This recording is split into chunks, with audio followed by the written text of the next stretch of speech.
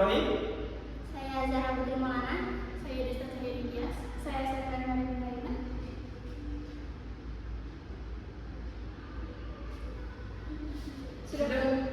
Sudah tahukah kalian apa itu kualitatif? Sifat kualitatif merupakan sifat yang hanya memandang kuantitas bukan kualitas. Sifat larutan seperti warna, kekentalan atau viskositas dan warna menjadi sifat-sifat yang bergantung pada jenis zat pelarut. Sifat kualitatif larutan merupakan sifat larutan yang tidak bergantung pada jenis zat pelarut, tetapi hanya bergantung pada konsentrasi zat pelarutnya. Konsentrasi larutan. Konsentrasi larutan jumlah partikel zat yang terlarut dalam suatu larutan dimakan dalam suatu besaran, yakni konsentrasi larutan. Konsentrasi larutan terdiri dari molaritas atau M, molaritas M kecil, dan fraksi mol atau X.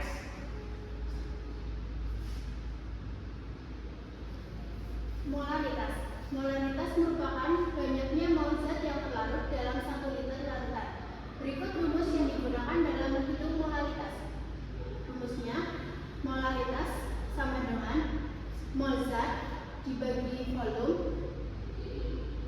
Molaritas sama dengan massa terlarut dibagi mR dikali 1000 dibagi volume.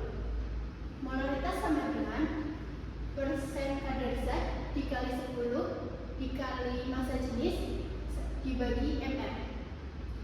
2. Molaritas. Molaritas menyatakan banyaknya mol zat terlarut dalam setiap 1000 gram terlarut. 3. Fraksi mol. Fraksi mol menyatakan perbandingan banyaknya mol dari zat terlarut dan terlarut terhadap jumlah mol seluruh komponen dalam larutan. Dalam suatu larutan terdapat 2 fraksi mol, yakni fraksi mol terlarut atau XT dan fraksi mol pelarut atau XP.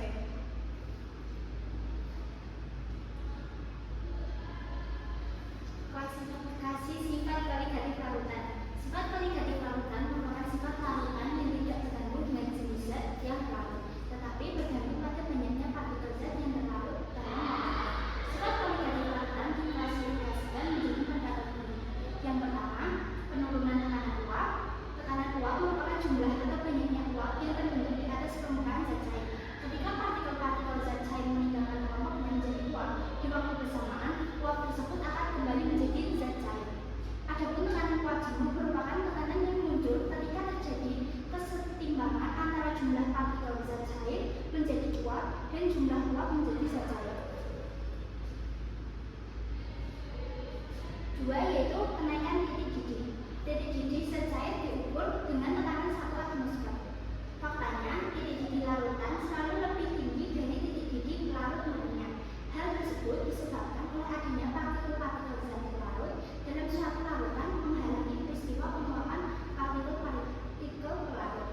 Secara umum, semakin banyak zat yang terlarut dalam larutan, maka kenaikan titik didih akan semakin besar, sehingga persamaan untuk menentukan perubahan titik didih sebanding dengan hasil kali polaritas dengan nilai Kp pelarut. Berikut rumus kenaikan titik didih.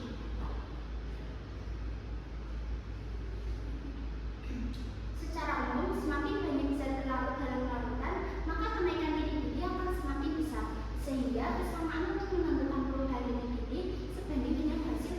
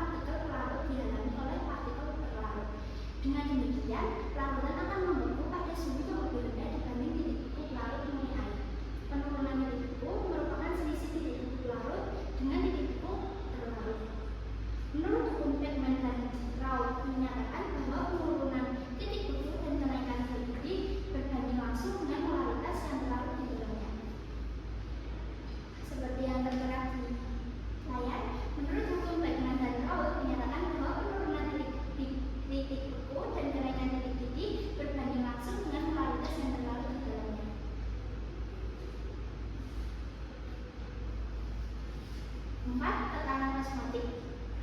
Hal tersebut ditandai dengan berhentinya perubahan volume larutan. Adapun tekanan osmosis terjadi ketika terdapat perbedaan volume dua larutan pada kesetimbangan yang menghasilkan suatu tekanan. Tekanan osmosis juga dapat diartikan sebagai tekanan yang diberikan untuk mencegah terjadinya peristiwa osmosis. Adapun menurut Van Hoff, tekanan osmotik merupakan larutan-larutan encer yang dapat dikalkulasikan dengan rumus yang serupa dengan persamaan residual BT. Manfaat sifat kualitatif larutan dalam kehidupan sehari-hari. Yang pertama, penurunan tekanan uap larut mendapatkan bensin murni dengan pemisahan campuran dengan distilasi bertingkat. Caranya dengan menggunakan prinsip perbedaan tekanan uap antara zat larut dan zat larut. Yang kedua, kenaikan titik didih larutan. Penambahan garam ketika memasak dilakukan setelah air mendidih. Tujuannya sebagai tindak pencegahan agar pada proses pemasakan tidak terlalu lama. Yang ketiga, penurunan titik beku. Membuat zat anti beku pada radiator mobil dengan menambahkan cairan yang sulit membeku seperti etilen glikol, mencairkan salju di jalur raya dengan menaburi jalan raya menggunakan campuran garam NaCl dan CaCl2. Tenaga ini akan menurunkan titik beku salju sehingga dapat kembali menjadi air. Semakin tinggi konsentrasi garam, maka semakin menurun titik bekunya. 4. Tekanan osmotik. Membasmi limbah dengan menambahkan sejumlah garam dapur NaCl ke permukaan tubuh kaca atau luka, mengontrol bentuk sel agar tidak pecah atau mengalami kerusakan. Kesimpulan.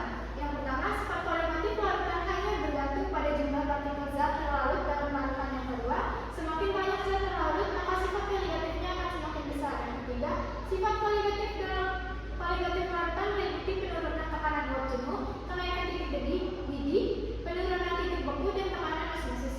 4. Sifat kualitatif larutan merupakan sifat yang hanya memandang kuantitas bukan kualitas.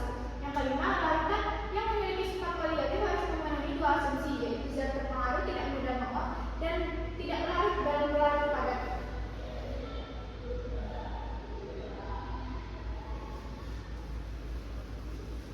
Baik, sekian presentasi dari kelompok kami. Apabila ada salah kata dalam mempresentasikan, mohon dimaafkan.